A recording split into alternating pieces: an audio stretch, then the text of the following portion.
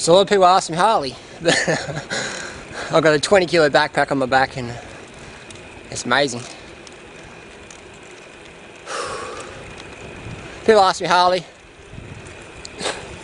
the fruit's got simple sugars, and the wankers at Weight Weenies, Weight Watchers, weight losers say that for these simple sugars, I don't get obese. I'll tell you what, in 2002, I learned about how fruit's like the best food for humans, the best source of carbohydrates, you know, most nutrient dense per calorie, easiest to digest, most sustainable, most tasty, you know, most environmental, etc, etc, etc. So if I'm going to eat more fruit, and I started off in 2002 by eating 20 kilos of bananas a week, which back then I was just like, 20 kilos of bananas? Oh man, that's so much, and everyone was laughing at me. And 20 kilos of bananas is only about 10,000 calories. So divide by 7, that's about 1,400 calories a day. And I'm eating now anywhere between 10,000 calories a day from fruit, up to, not every day. Every day is 3,500, 4,500 a day. And so you think after 8 years of eating, overeating they say, insane amounts of fruit, I'd be obese, shouldn't I? And I don't train that much, you know, I train about 80 minutes a day. Well, most people in cycling train way more than that. 80 minutes a day, you're just cruising around, doing about 50% of max heart rate, a race, most weekends, you know. But I've had a few years off racing. And look how fat I've become. I mean, look at my cheeks. You know, they're bulging out with excess fat. Look at my arm. Look at that fat on that tricep, shaking it. Look at that fat dripping off there, you know what I mean? That's crazy. Flat stomach, I don't know if you can see it. You know what I mean? It's sort of like, people say that fruit makes you fat, and it's like, I understand that. It's just a myth that's been put out there, because if you eat fruit, you're not going to need all the weight loss bullshit out there. You're going to need all the antidepressants and stimulants to wake up, and all the antacids and all the superfood hype that all these superfood dudes sell. Colostrum and ayahuasca drugs and LSD and things like that, because life becomes a trip when you're healthy. So I'm saying, okay, Harley, I've tried your advice and I put on a few pounds. And I'm like, good. Your body probably needs to put on a few pounds, because the years of starvation you've put it under. You know, training too much, trying to live too much on late nights and too much coffee, eating, under eating. That's how your body's going, alright, we're going to store a bit extra fluid, we might store a bit extra fat, get our hormones back in shape. So you put on a few pounds. A lot of people freak out and go, oh, I've been doing this for 2 months and I've abused my body for the last 20, 30, 40, 50, 60 years, and I've been eating healthy for 2 months, and I want it all reversed in 2 months. That's not working, Harley. I'm like, 2 months, man, are you serious?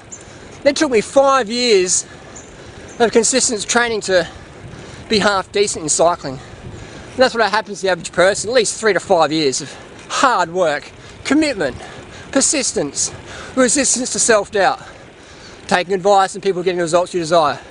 It takes effort. So 2 months is great, it's a great start. I'm not putting that down. 2 years is a great start. But once you've been doing it for 5, 10 years, so they say, the results start to show. They start to compound. Just like investing on the stock market. You know what I mean?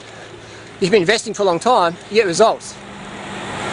I talk to my bodybuilder friends, and all of them have been training for over a decade. You know what I mean? And they say, Harley, we get people in the gym want to buy drugs off us to look like us, and they forget that we've been training for a decade. And like, yeah, the same with my industry, you know, people want results in 2 months. And you can get some impressive results in 2 months, but it all depends how much you used to abuse yourself. So if you've gone from an 8-pack, from overtraining, under-sleeping, under-eating, under-drinking, to just a flat stomach, and you're freaking out, get a life. You know what I mean? Shift your priorities, seriously though. I don't mean to poke fun, but if your whole life is about your body fat percentages, you're in the wrong lifestyle. You might as well become a heroin addict.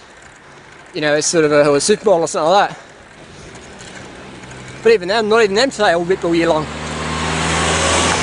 So also understand the body's going to do its thing, and all we can do is give it love, get it nurturing, give it heaps of carbohydrates, 10 grams of carbs per kilo per day, lots of water, start a day with a litre of water, as much sleep as you can. The body will do its thing. So if your body changes in a couple of months, don't freak out. You know what I mean? This is not the short road, man, this is the long road. This is the road for the rest of your life. If you want a quick fix, just take drugs or go and join the desperate other people doing that, you know? But if you're into hardcore results with hardcore effort, smart effort, not stupid hardcore, smart hardcore, then this is the right life for you, you know? Because once you hit 50, 60, 70, 80, that's when a lot of stuff matters, you know? Plus now, it's good to feel good now. Does that make sense? So if you think you're getting fat from fruit, stand back, have a look at the bigger picture, maybe get a life, maybe put more focus on your family, put more focus on your community, put more focus on living your life purpose, or if you don't know what it is, finding your life purpose and living that. Yes, and thinking you can't do this because you're not 3% body fat, that's very limited thinking, and that's just crazy. That's just like saying, I'll be happy when my kids are perfect, when everyone treats me nice, when I'm the best mother or father, and everyone loves me and not a single person disagrees with me, then I'll be happy. I'll tell you what, never going to happen. Be happy now. Doesn't matter what body fat percentage you eat, you are. Doesn't matter what you eat. Just be happy now. And let your happiness make you want to make happier choices, better choices.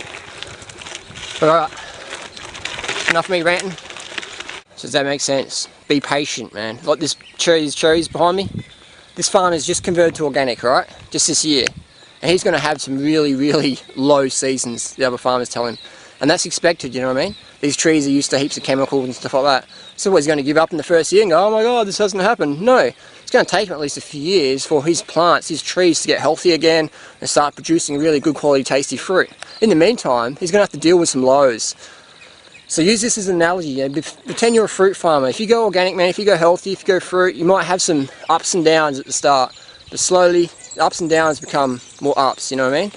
So be patient and just learn about basic human physiology. Learn that you can't be ripped all year round. Learn that there's a 10-15% up and down. And if you've really thrashed yourself in your past lifestyle habits, you're going to have to pay, man. You're going to be paying now. And it's not going to be the fruits problem. It's not going to be bananas or dates or whatever. You know, you're going to be paying for your past lifestyle abuses. And hey, a few pounds, man, who cares? You know, you've got a body, you're alive. You can choose to eat healthy. That's the most important thing. Yeah, the mirror doesn't mean shit, man. The mirror does not mean shit. You know, a few seconds or a few minutes running or cycling or a few kilos lifting, or it doesn't mean anything in the bigger picture, man. What matters is your happiness. You know, how good a person you are to your family, yourself, those around you. That's what really matters. You know, so put the focus on that, and all of a sudden your body will take care of itself, and you'll be fit and healthy, lean and strong. That's what it's about. Fit, healthy, lean, strong, happy, sane. Get it? Do it. So does that make sense? Makes sense. What we find, what I've seen all the time, is athletes that have a break actually come back stronger, smarter, and have more fun than ever before, versus athletes that keep pushing and pushing till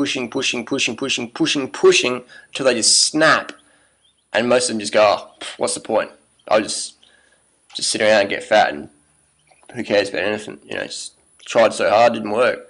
It's like trying to drive your car at 200 kilometers an hour with no hands and just trying to meditate around the city. And when you have a crash, you go, oh, I tried real hard and I was all spiritual and disciplined, didn't work.